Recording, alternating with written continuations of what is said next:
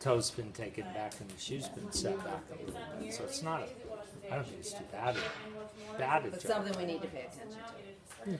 I think if you all horses, you run the risk if you let their toe get long and their heel drop too much that you just increase the chances of them injuring something I back was there. talking to your shoer about Yeah. that the other Yes. day because he does Yes. such a nice job of squaring up the toes and setting it back and giving them reasonable heel support.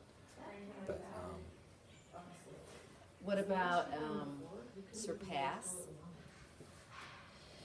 You could use your pass. I would probably target on the lateral side like that.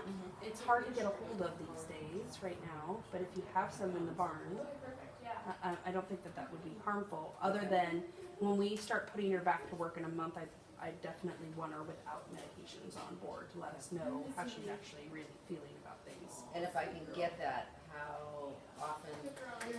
So I would say once a day would probably be fine. Yeah, but once she gets injected, she's probably going to shrink down.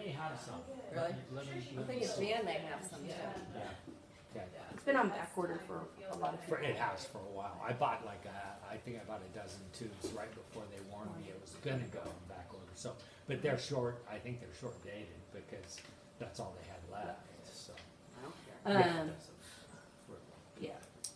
So I would say, you know, the important thing is in a month we want to know if she just tore the little bit of lining of her sheath and we knock the inflammation down, in theory, in a month from now when you take her off, she should just see normal.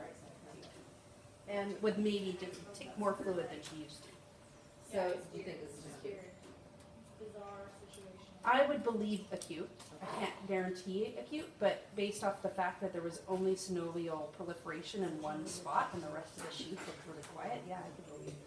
And then there's nothing else to age. You know, flexors look fine. So like, I mean, a bad step in footing that's not so great, you may, could Yeah, that potentially. you know, the big stressors on the sheath are basically anything that makes the fetlock drop more than it used to.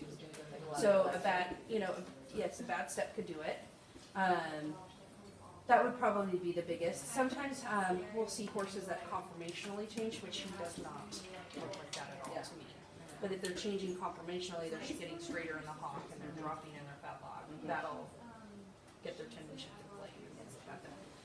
The most likely scenario would be an overstep where she flexed her fetlock more than she had been. That would be the most. And then there's that whole category of we'll never know. Right.